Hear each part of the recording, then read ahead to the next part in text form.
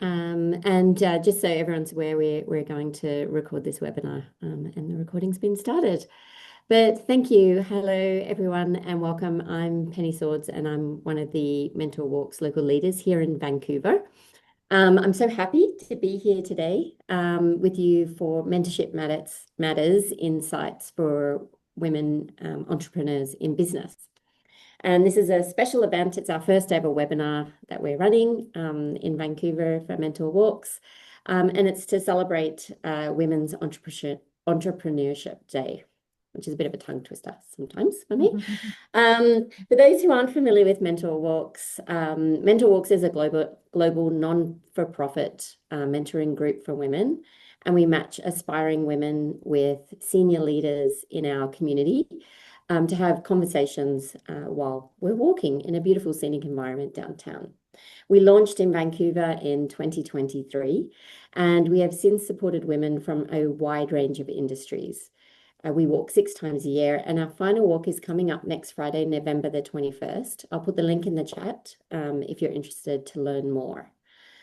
Today, we're bringing Mentor Walks to the virtual space, and we're going to talk about entrepreneurship, leadership, and the power of mentorship. And I'm joined here today by 3 incredible women who are reshaping Vancouver's business landscape. Each of these lovely women brings a story of resilience, innovation, and community leadership, and I can't wait for you to hear their insights. At the end of the session today, we'll wrap up with a Q&A, and you'll have your chance to ask questions if you choose to do so. If you're not comfortable asking them directly, feel free to pop them in the chat and I can ask them for you. And a reminder is we're going to give away 3 free spots to our final walk next Friday. So to get started, I'm just going to ask each of our entrepreneurs here to introduce themselves briefly, and then we're going to delve into each one's journey. So Alicia, do we want to start with you? Sure. Yeah. Thanks, everyone. It's so great to see all these faces here. My name is Alicia Adams. I'm the co-founder of 1111 Talent, which is an executive recruitment firm. We're based in Vancouver, but we have satellite offices in Toronto, LA, New York, and Sydney, Australia. Thanks, Alicia. And Laura Chidola. Hi, everybody. So great to be here. My name is Laura. I'm the co-founder of Tealish, a specialty tea company I founded in 2005, and most recently the co-founder of Electric Kids, a daily hydration powder for kids. Thanks, Laura. And Laura Patrick. Hi, everyone. Always nice to have another Laura in a panel. Nice to see you as well. I own a company called Kids Physio Group. I founded it almost 20 years ago when I was a brand new physiotherapist. And I still can't believe that 20 years has gone by since I graduated, even more so. But basically, I started a company out of need, and we have grown Kids Physio across Canada. We now have 19 locations from Vancouver Island all the way to Halifax. So we are coast to coast, and our main job is to make physio fun for kids. In generally a space that isn't overly fun. So we really pride ourselves on that. And I am really excited to share my entrepreneurial journey because as a healthcare provider, it's not one that I imagined. Yeah. Well, you have the floor, Laura. So why don't you keep going with and tell us a little bit about your journey and how you got going. Sure. Well, I was really lucky to be a sporty kid. And when I injured myself, which many kids do, my parents took me to the local physiotherapist, and I remember rehabbing from an ankle sprain or a low back injury, and it was so boring. Really so boring as a 12-year-old ballet dancer. And that stuck with me, and I continued on in sport and went to my undergrad and then on to physiotherapy master's program. And when I was in physio school, I genuinely did not know that there was a pediatric physiotherapist job description out there. And, this is well before the world of the internet. And I actually started physio school not knowing that I could work with children. I have a love for kids. Both of my sister and my mom are both teachers. And so just working with children has very much been a part of my life. So being able to bring those two professions together was something that was really interesting to me. And I was bit by the pediatric physiotherapy bug and had a wonderful placement in Peterborough, Ontario, where I met some unbelievable kids who just made it very easy for me to decide what area of clinical practice I wanted to go into. So I have never treated an adult for pay as a physiotherapist in more than 20 years. I have really made my career such that I just work with children. And I started on a very, very small scale. I started as an independent physiotherapist, branding myself in East Vancouver as a kids physiotherapist. And from there, started recognizing that there were lots of other people that were really interested in this area of work, and started to bring, one physiotherapist, another physiotherapist on to our one location. And from there, we started to grow. There was a need that I did not realize across Canada. And we opened a location in Surrey, and then in North Vancouver, and then in Victoria, and then another one in Vancouver. And there was a really cool moment where that was no longer the right growth strategy corporate wise. And so we actually franchised the business in 2019 and sold our first franchise in Southern Ontario. And we're one of the very first physiotherapy companies in Canada to franchise. Certainly the only pediatric physiotherapy practice in Canada to be a franchise. And that franchise model has allowed us to grow from 5 corporate locations to now 19 total locations across Canada. And we're still growing. So our franchise side of things is what's keeping me very busy, but I am still a clinician. I work 2 days a week at our local North Vancouver location. And I'm also running the business as the CEO of Kids Physio Franchise. So it is really exciting, very busy. Penny and I know each other from school. Our kids are the same age. And so I am very, very excited to have moved from being very clinical based into more of the business entrepreneurial side of things, and have learned an awful lot along the way. It's great. Thanks, Laura. I love that story because it goes from, being a physician and doing something you love and growing as a business owner, and go to show the passion and, your drive and motivation, wanting to help people, kind of is what helped and nurtured your business. That's fantastic. Laura Chidola, did you want to go next and talk about your entrepreneurship journey? Sure. Yeah, thanks, Penny. I started my business in 2005. I had finished university, I had done a year of law school, and pretty much almost immediately after starting law school, I realized it was not a good fit for me, and started thinking wider around what I wanted to do and the path I wanted to take. And entrepreneurship was really calling me. My partner and I, now my now husband and business partner, started traveling and getting into food and wellness, and we started drinking tea.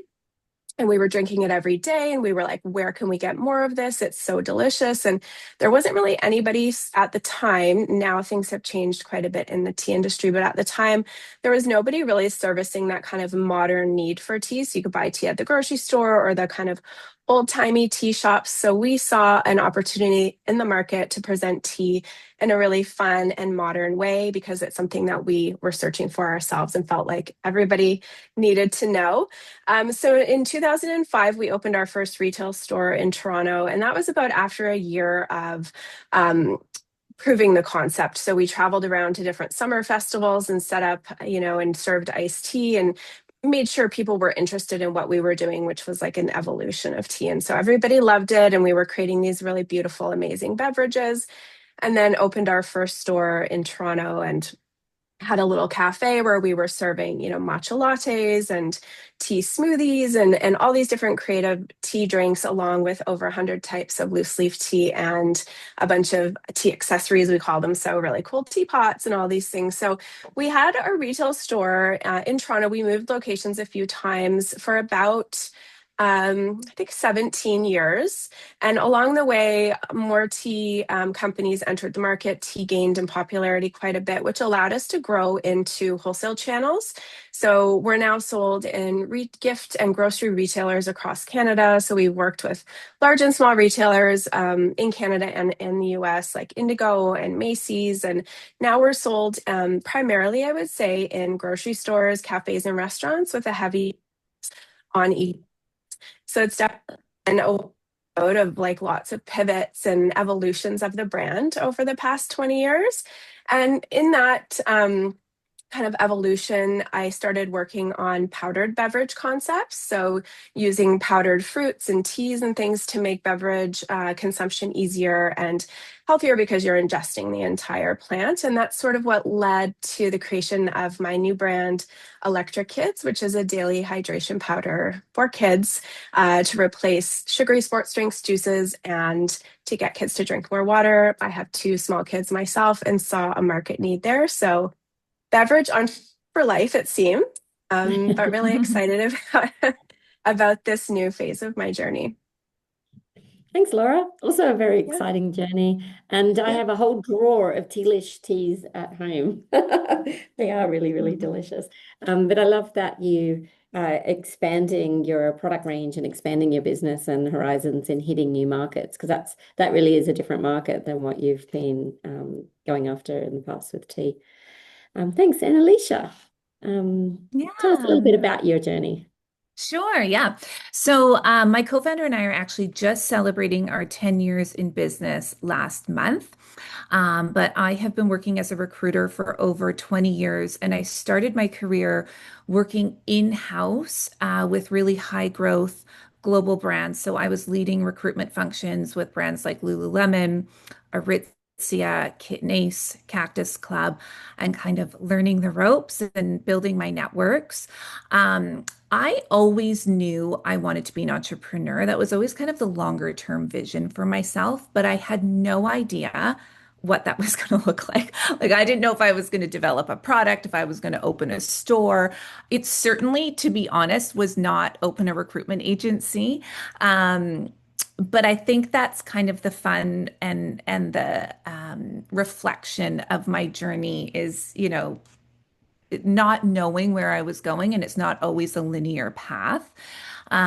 So after, kind of working for about 10 years in-house, I met my co-founder at Lululemon. We were both recruiters there, and we actually attended a event in Boston for recruiters. And it was around, best practices and innovation. And it was terrible. We were sitting there and we started chatting and kind of writing on napkins and saying, you know what? We feel like we could put on a better event for recruiters that was truly um, collaborative, building community, because it's typically quite a competitive environment.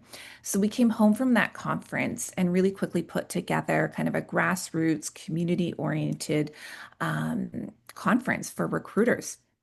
And that completely took off. It was such a need in the market that we did not know about, we didn't anticipate. We had all the recruiters from the top companies in Vancouver come. It was literally in the basement of Kitten Ace where I was working at the time. So it was like kind of underground. And it took off. We ended up doing 6 conferences over 3 years. The last one we did sold out at 300 people. And there were, CEOs, executives, recruiters, HR people. So it was really exciting, but still it was unclear to me, am I now an events person? Like what's next in my career? And then what happened was we started having leaders coming to us saying, what are you? Can we hire you to come in and recruit for us? So my co-founder and I started our business. Um, I think one of the important aspects of our journey is that we kept our full-time jobs. We were both in leadership roles in global businesses for 2.5 years, doing this on the side of our desks until we stepped out on our own. We had mortgages, we had families, we have kids. It wasn't a situation where we could kind of just burn it all to the ground and go all in. So we were working these full-time jobs. In the evening, we were recruiting for new clients on the side and really kind of building a nest egg, a financial nest egg for ourselves to step into this. So I've been working in this business for 10 years. We stepped out on our own over 6 years ago, and here we are today. That's fantastic because that is like something that I think a lot of people probably hear today, who dream of being entrepreneurs or who have a great idea like that, Yes, that want to start with a side hustle because it is really hard to give up everything, all yes, income, for the risk of exactly. doing something new. Yeah. Yeah, that's great. Yeah. And the fact that you did it with your business partner, and it sounds like you worked really, really closely together on that Yes. is Yes. really nice as well. Yeah, that's good. So this question is really for anyone. I'm not going to highlight anyone particularly, but what unique challenges do you think that women entrepreneurs or female entrepreneurs face in Vancouver's business landscape today? I have a few I'm happy to go. just quick thoughts. Oh, Always I'll happy. start, No, I guess. you go first. I want to hear your thoughts first. Yeah, yeah. I moved from again, like I said, from Toronto about 4.5 years ago to Vancouver. And just one of the challenges I've noticed, it's just a smaller city than somewhere like Toronto, where you would just find more opportunity, more people, more networking opportunities, business contacts, things like that. So I definitely think that just because of Vancouver's size, there are a few more challenges there. And then by extension of that, if you're looking for funding and opportunities around financing your business because of just having less of a commercial center in Vancouver, maybe just a little more challenging finding access to those types of resources. Mm. Laura Patrick? Yeah, I would totally agree with the comparison between Toronto and Vancouver as well, just because we've gone into Southern Ontario and I've noticed a tremendous difference in my franchisees in Toronto and their access to networking opportunities, just more connection. But then on the flip side, what I've seen as a benefit to Vancouver or some of our smaller markets is that friends and family, the really good, strong word of mouth. There's a really strong personal connection that I also really appreciate about Vancouver and some of the smaller towns that we've gone into.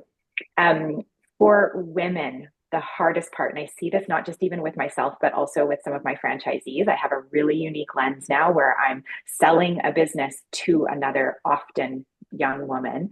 And it's around family and the impact that it has as an entrepreneur around family planning. When is the right time to start my family? When I have a business before I'm starting my family? How many children should I have? Comes into play. Um, and just the financial side of things. If you're doing this on your own and you don't have a partner, a female entrepreneur, I think, has a harder time accessing capital, perhaps without a spouse still today. And, when you do have a mortgage and going in to get financing, that looks better when there's two of you. So I really genuinely feel that there has been a big challenge to overcome. And I'm coming from a place of real privilege where I had a strong partner who was paying a lot of bills when I was not paying myself yet. And that made a big difference. I also had family very close to me who could help with childcare early on when my son was little. So that was a big support.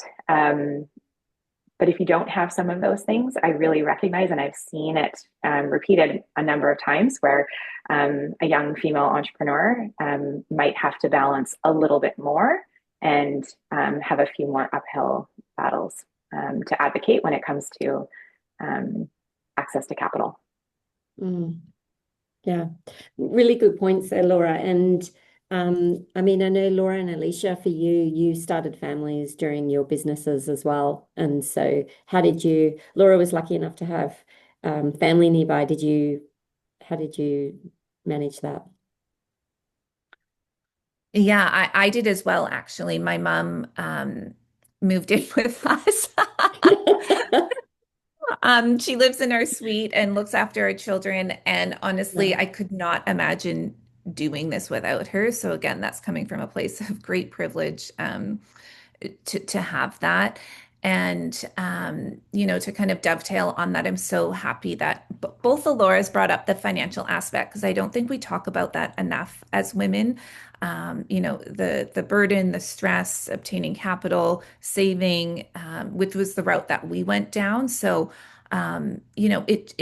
it required patience and a vision and to keep, that end goal in mind and not get lost in the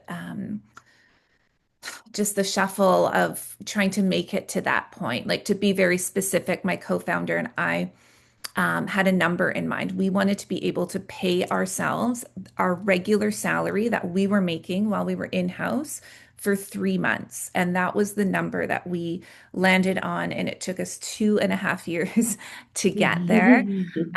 But then we had some safety when we were stepping into our business, which I think is such an important aspect of making decisions in your business, right? You're not coming from a place of desperation or fear. We had this kind of nice solid foundation to really start from. And honestly, we'd been building for 2.5 years. So we had a client base, we had a candidate networks, we had some foundations in our business. So yes, it required, working a lot of hours. It required support from my family, my mom moving into my house, which for various reasons might not work for everybody. But it allowed us to step into something safely, which I think is for me that would have been so comforting to hear, because I was really sold this story around like I was saying before, like as an entrepreneur, you should be throwing caution to the wind and putting everything you've got into it. And that just wasn't where I was at in my life. Mm-hmm. Anything to add, Laura?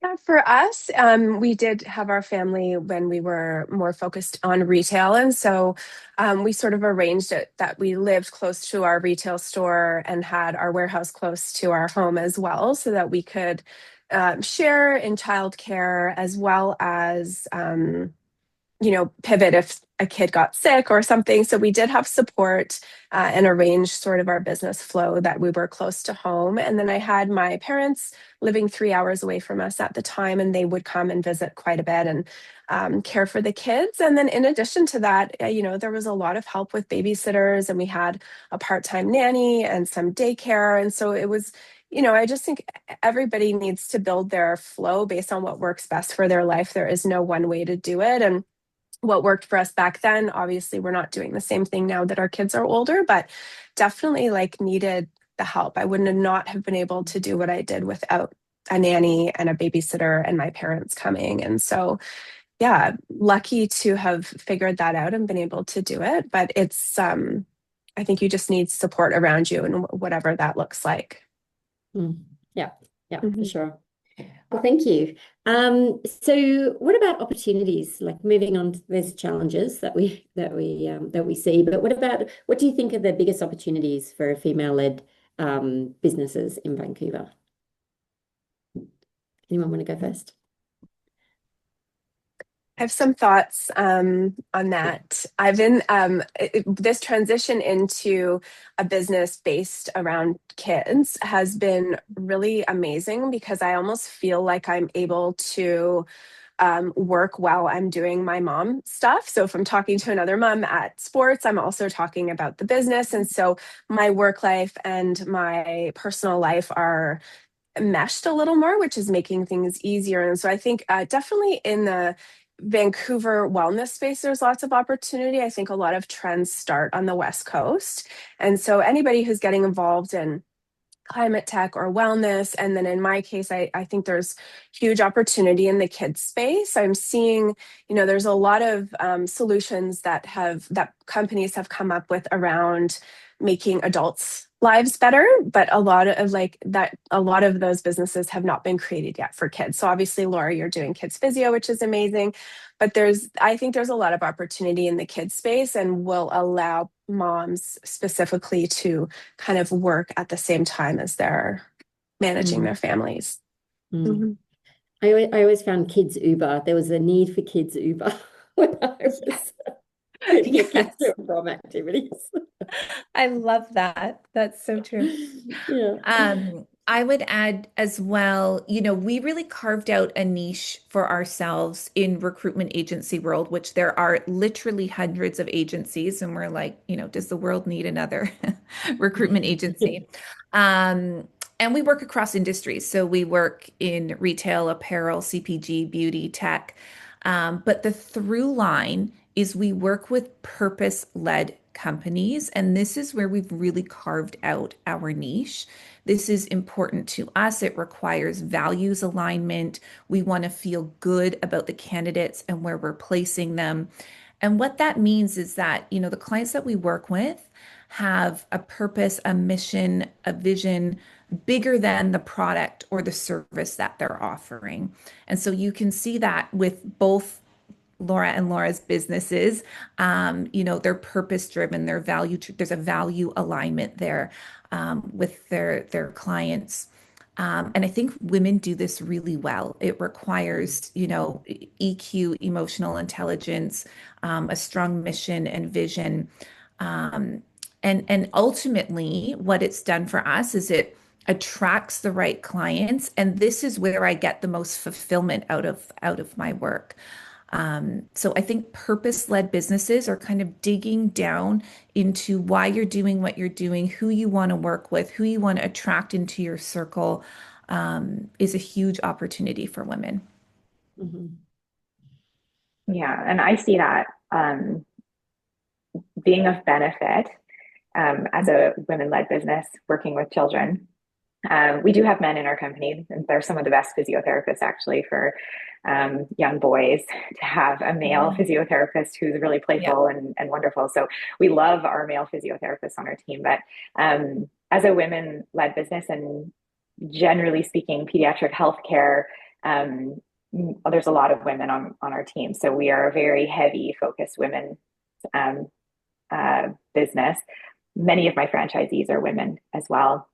And I think there's a benefit for it being female led by myself, where I can really empathize and appreciate the challenges that both other parents feel. So as a mom myself and as an entrepreneur who's a mother, I can appreciate, I've got clients I see clients differently. So I've got like my clients who are franchisees as well as the clients that come into the clinics, but I can see a huge benefit in having just the empathy and the relatability to many of my clients.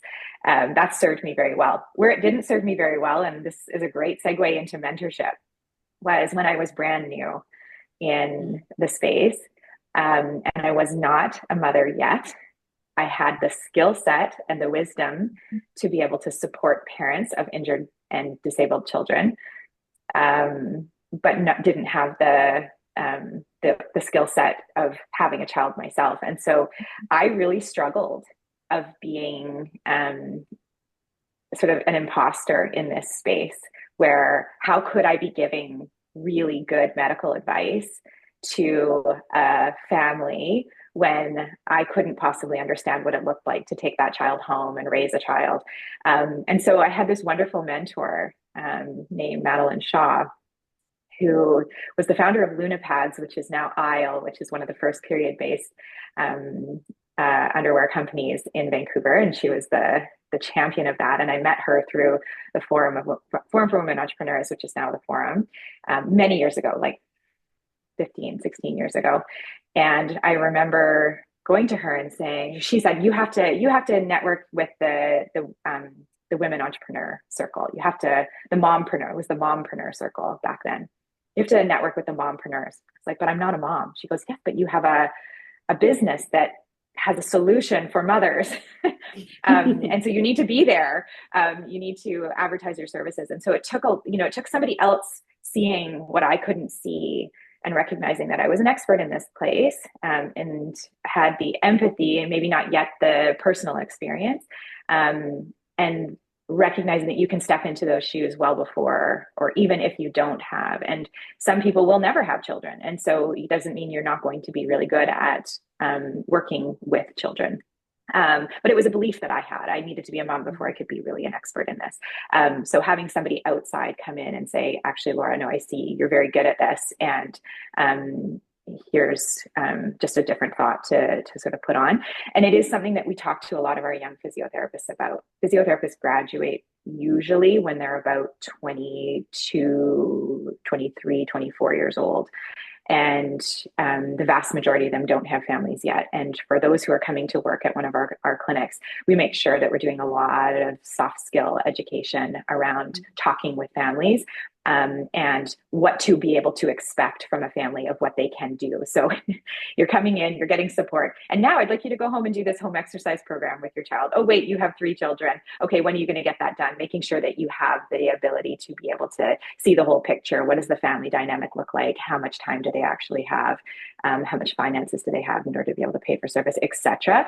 But that's one of those things that as a young healthcare provider, or even as a young entrepreneur, if you can't see it in yourself, going outside and getting somebody who can just provide you with a little bit of a different lens to look at, to give you a bit of a boost and say, no, you can stand in this space and be really confident, which I can look back and say that actually took me a really long way. So that's good. That's a great story, great mentor story. I want to pick up though, because there's a good learning for you, I guess, before you'd met your mentor and before you'd gotten this advice to go and talk to the mum entrepreneurs out there, is that, maybe there was some things that you weren't doing that you learned from, that it sounds like you've implemented that, like, the fact that you didn't have the experience personally, with that environment of being a mother, and that makes you consciously aware of the people that are coming into your business and they don't have the experience of being a mother, and you've put programs in place to train them. I think that's amazing, really good. But if you came into this business as a mother, you may not be that aware of absolutely, yeah. So jumping over to the mentorship, is there a mentor in your journey, Alicia, that has made a difference? Yeah, for sure. I've had a couple. One that comes to mind was actually a business coach that my co-founder and I hired. Um, and what I loved about her was, prior to her starting her own coaching journey, she was a senior executive with the Gap, actually. So she had worked in-house in a really large global business, had hands-on leadership experience. And then after she left the Gap, she stepped into her coaching era. And so that was so helpful for me, because sometimes I found coaching would get a little bit too like woo-woo for me. So her being grounded in a corporate business really helped me get my mind around it. But she definitely brought the woo-woo, but I was able to get into it through that through line. So my point is, if you're, looking for a mentor or in the market for a business coach, like truly taking the time to find somebody that is a match for you, is going to resonate with you, like figuring out what it is that's going to make you click. It's like finding a therapist. Yeah. And actually, to that point, if anybody has a co-founder, my co-founder and I would do sessions with, her name is Goalie, together, and we called it our couples therapy, because it With the really, like, coach, we you would did the tackle. sessions. Yeah, you did the sessions with the coach together. Is that what you meant? Yes, Yeah. we would do Yeah, that's sessions amazing. together with the coach and then Yeah. separately. And the one we Yeah. did together, we called our couples therapy, because we would tackle business problems, we would tackle personal issues, communication breakdowns, like it would all come out. Yeah. But in the best, healthiest way. Like, it moved us forward tremendously. So that business coach I worked with for several years, phenomenal. And then another mentor that was super impactful for me was actually my parents. My dad and my stepmom were business owners. I think that's where I got the idea in my head. I wanted to be an entrepreneur. I saw the autonomy they had. I saw, the flexibility that they had, certainly with us, and to be able to show up for my brother and I when we were kids. Um, and so, they run small businesses locally. Both of them have their own. And I have, gone crying on their shoulder many, many times through the past 10 years. And, they never sway me from this journey. They're just like, keep going. We have been there. The downs feel down, and they might go on way longer than you think, but it will come up. It always comes up. They've both been in business for 25 years. So that gave me really good perspective, because obviously there's so much trust there and belief that things will turn around. Yeah, yeah, that's great. Laura C? Yeah, I came to mentorship later in my entrepreneurial journey. I wish I would have had it sooner, but when we started our business in 2005, I didn't know any other entrepreneurs, and there were not the resources that there are today for mentorship and community. Learning and team building within the entrepreneurial community. So when I moved to Vancouver, one thing that really drew me here was that it has a very strong entrepreneurial community and lots of access to events and opportunities to connect with other entrepreneurs. And I second the forum, Laura.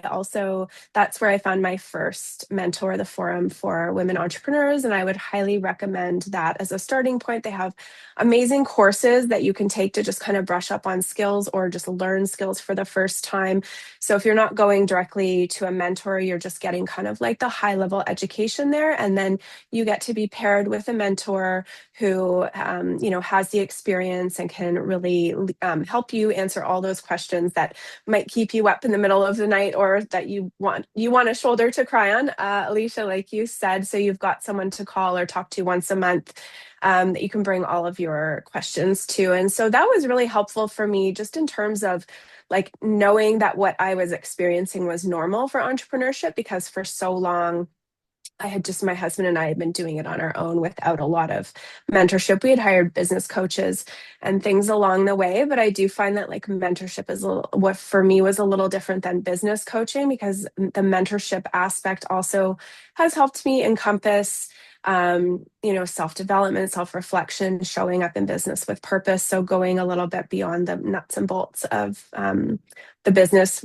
which is the relationships that I had before. So I've had a couple of mentors through the forum that have really made a huge impact for me. And I would say those mentors helped me see business in a new way and reground into my purpose, and just being able to have those types of deep conversations from people who've been there before, to say, oh, this is normal. This is, this will get better.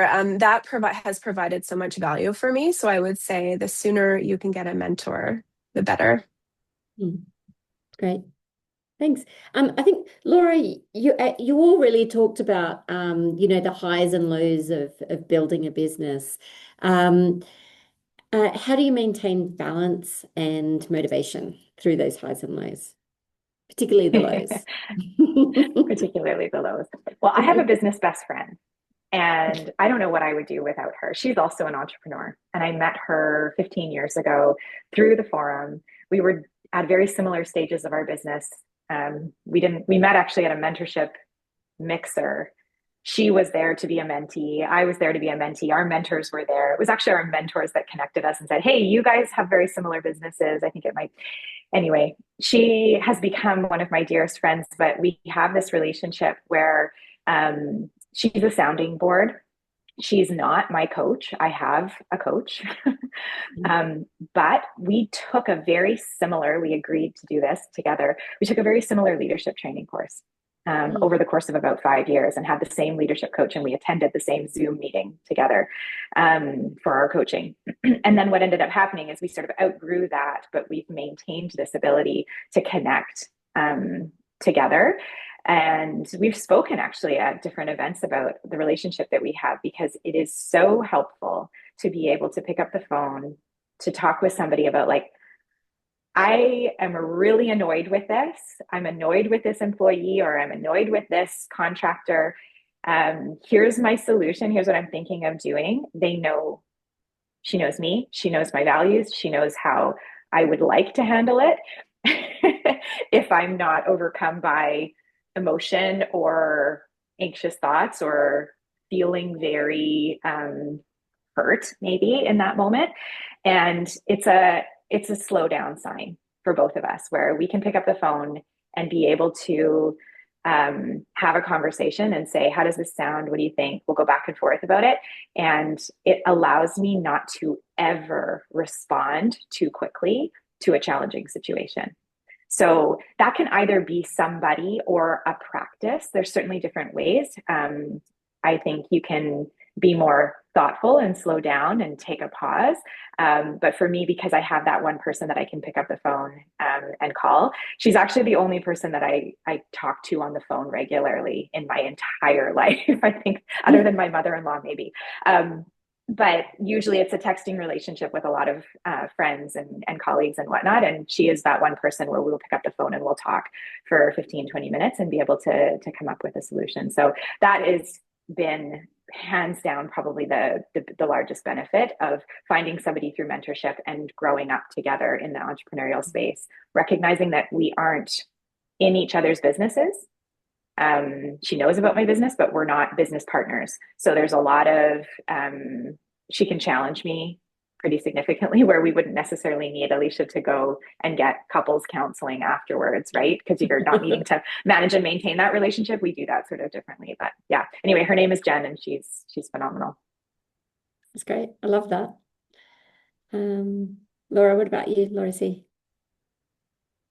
Yeah, I think for me, I've tapped into different ways of maintaining balance over the years, and it's shifted obviously as my kids have gotten older, and I've been able to create more space for myself, for my own pause, whether it's meditation or exercise or clocking out at 5 o'clock to make a healthy dinner rather than rushing through something. And so it's really like about daily mindful practices for me where I'm just not, because I can get so focused on just working and just being like working till 7 or 8 at night. And, so being mindful about pausing and tapping into like life and reality and like, why am I doing this?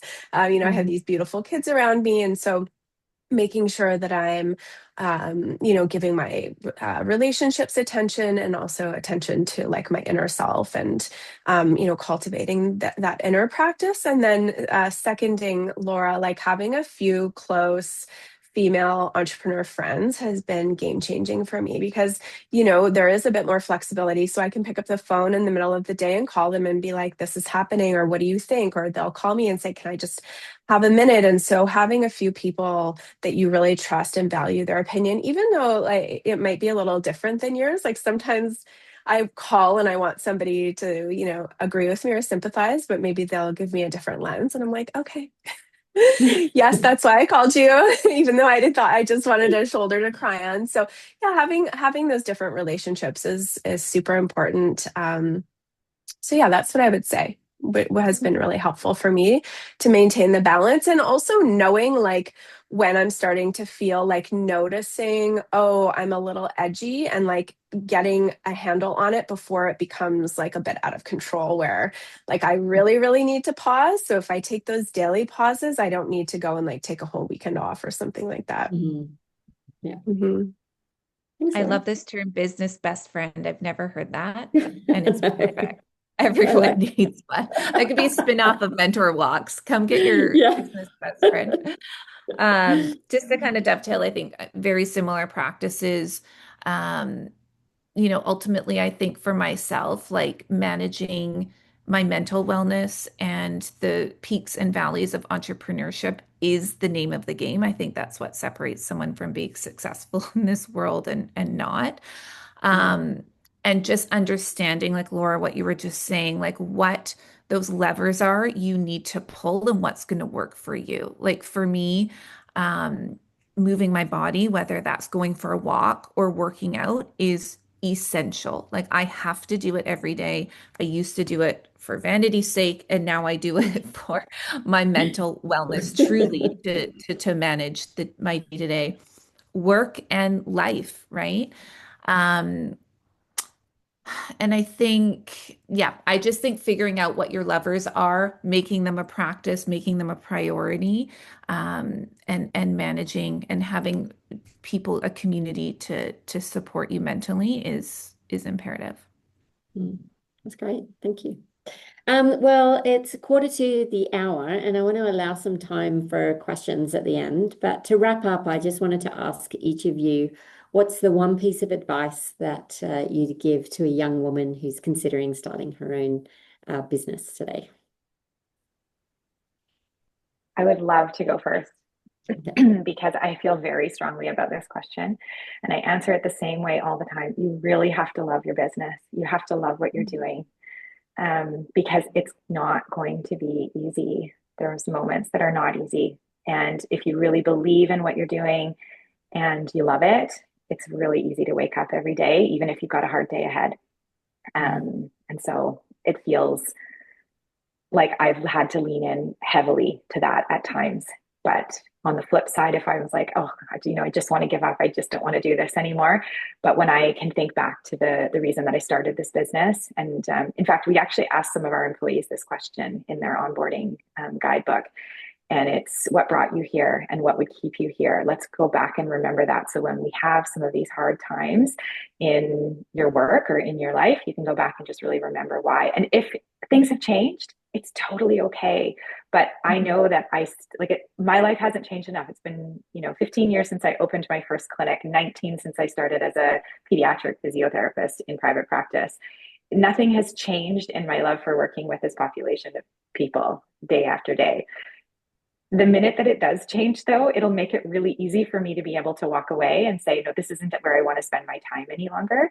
And the same would go for our employees that come through our doors. If this isn't the place where you can easily get out of bed and come here and find really great satisfaction in the work that you do, then you just might have overstayed this location, and that's totally okay.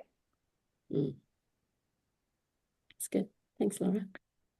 I would say my biggest piece of advice would be to start now. Like, I feel like I am the world's biggest procrastinator, and I can mull over decisions and, plan out 6 ways from Sunday how it's going to go wrong and what I'm going to do. But like, my biggest learning as an entrepreneur is to just take a step, take an action, do something. Maybe that's contradictory to what I was saying before around building my nest egg, but I was building, right? And it just didn't show up like these big, huge steps, but just making tiny little incremental steps towards your goal, and start now. Create a conference in the basement of your employer. Exactly. Exactly. Yeah. Underground, literally underground. Underground. Yeah. I love it. Yeah, I would say to just trust your instincts, trust your gut. There might be, a decision that somebody like the general community around you might think is crazy, but if it's calling you so deeply that you just cannot say no to it, you just know you have to do it, I would trust that inner knowing, because it is a direction and a guidepost towards something that's really important to you and something that you love. So I would just definitely just try to tune into doing what you love and trusting your instincts. Amazing. That's fantastic. Well, thank you, ladies, so much for your time today. I'm going to open up the floor. I think you can ask a question if you simply just go off mute, for any of our people on the line. I have so many questions. So can I jump in? Go for I it. already Yeah. belong to a forum. It's not a female forum, but it is a breakaway from the EO forum, so the entrepreneurial forum. However, what you said really resonated with regards to finding, there are things that opportunities and challenges that women face that men don't face. And actually, my forum is mainly men. There are only 2 of us women. In place of joining yet another forum, is there another place that I can kind of look for mentorship, or like-minded ladies to kind of find that sounding board, that, what did you call it? Business best friend. That's it, business best friend. A lot of my friends are already in the industry, but more working for, so not entrepreneurs.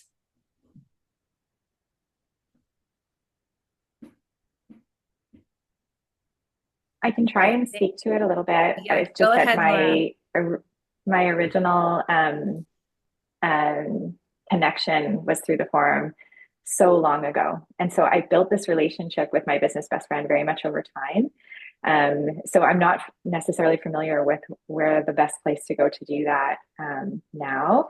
except that joining another forum that has more opportunity to meet more women might be the first step, recognizing that piece might be missing for you, right? But the real connection to finding a business best friend or someone, for me, took a lot longer than just meeting her that one time. And it was something that was really cultivated over years. Thank you. I was just going to cheekily plug Mentor Walks again. Bridget, come walk with us. They'll partner I you do already with walk a with Bridget's you. one I'm of our already mentors. It's all good. You might find your business bestie on a walk. Yeah, true. Bridget, Thank I you. would say, yeah, finding somebody like in your industry who's maybe going down the path that you're going down right now, or another entrepreneur friend that you can, call more regularly and start having those conversations, would be an idea. Kind of like the conversation you and I had a couple weeks ago over coffee, I would say, was kind of like that. And then I would really encourage you to maybe look at the forum, because you're not joining a forum, you're just being paired with a mentor, and it could help you just to be having once a month conversations with somebody who's maybe done what you are aiming to do, and they can share their journey, or just somebody who's got an interesting story that you find appealing, or similar values. Just having somebody to talk to once a month that's very specific about the topics that you want to cover. So yeah, I would say maybe those two things. And I didn't Bridget, I'm realize you just could do that, so thinking, that's great.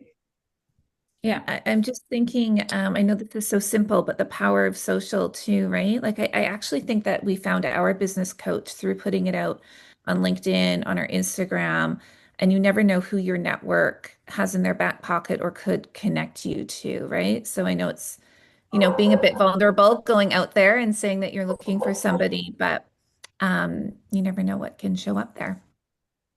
Thanks. Donette also put in their chat there. There's a group called Van City Boss Ladies. I love the name of that. I haven't heard of it before, but that could be a good option. Thank you. Sorry, I had to mute myself. My dogs are barking. Oh, it's okay. Any questions from anyone else on the call? I have a question. First, I want to say thank you to Brenda for sharing this on LinkedIn. It was something I've never heard of, and I'm grateful to be in this space in such a pivotal moment in my life as a mom on mat leave and exploring entrepreneurship as a financial coach. And my question is around balance and execution. So all three of you talked about balance, and as a mom, I'm here in the country. I don't have that support with grandparents and stuff like that. My daughter here is 8 months. I have two older ones, and it's the school pickup. My husband was at first doing everything, and I work downtown, I get home late, and now we're just in a space where like still trying to figure things out, like how it's gonna work. And I think my career is always on the shift. Like I have to keep changing jobs because it's not working, or, that kind of thing. And then I have all these ideas, but execution, like my laptop is filled with so much good stuff, but like actually putting it out there and, seeing if people are actually interested, I think I'm more afraid, and I know I'm holding myself back. So it's like, okay, find the balance, but now how to execute that work is where I'm trying to find the extra support and help with. I have some advice, actually, that some mentors gave me. One is that sounds like a similar phase of life when I got this advice. You are in one of the hardest times of your life with all the kids and working and marriage, and like it is just chaos, and we're all going through it, and it is not easy, and you might feel like a lot is out of balance a lot of the time, so just to give yourself some grace, knowing that this is the hardest time, with little kids and working and all the responsibilities. And then second piece of advice in there is that and a mentor also gave me, because sometimes I would call my mentors with like these ideas and be like, I've got this new amazing business idea. And they said, just because you have an idea does not mean you need to execute on it. So it's like, that is the entrepreneurial spirit, right? You're going to have tons of ideas. You're going to see opportunities to solve problems all over the place. And so it's really about finding that one that calls to you the most strongly, the one you can't stop thinking about, the one that you eventually put pen to paper and just start working on. And like Alicia said, but in also giving yourself the allowance for like, yeah, maybe you did work on something for 3 months and then say, you know what, I just don't think this is going to work. And that's okay too, like knowing when to pivot. And then, yeah, around finding the time to do all these things. I mean, you have your hands full. So I would say, is there a pocket of time during the day that you can carve out? You can have an agreement with your husband, whether it's 5 to 6 a.m. or wherever you can find it, 8 to 9 at night, to just give to yourself to work on your business and just start there. Start small. Start with a small step. It doesn't have to be, everything all at once. Thanks, Laura. Anyone have anything else to add to that? No? I was just That taking. was great. Really notes. good. I was taking notes myself. Yeah. Tell me more, Laura. Writing things down on a page. You don't have to execute on all ideas. That is a really good takeaway. Yeah. Isn't it a relief? You're like, I don't. I don't like, have oh my to. God, Okay. thank you. Yeah. Oh, I didn't realize this whole webinar was just for me. Thank you. Yeah. That's great. We've got 3 minutes left. Probably time for a quick question if anyone has a quick one.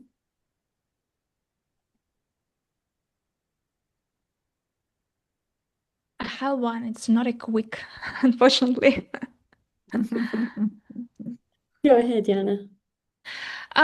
So I think about entrepreneurship as a kind of a learning path. And sometimes, we are making mistakes.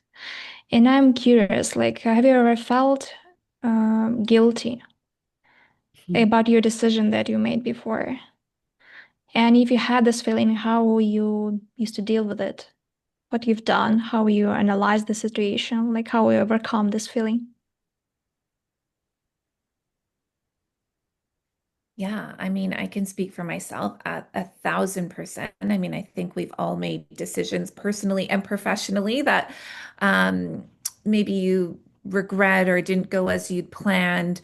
And I think for me, it's really important to process it, to sit with it, to not bury it, but then also have the capabilities to let it go. Like it's not going to serve you to just sit on it and mull on it and replay things. There has to be a practice of being able to let it go and to move on. And so that might look differently for everybody. Like I journal, that really helps me process things again, both in my life and in my work. And sure, maybe able to pull out some learnings or be able to really think about it, but it also allows me to kind of let things go and move on. That's amazing. Okay, thank you. I would just add to that, around what Alicia said, like letting things go, but sometimes those things also come back again.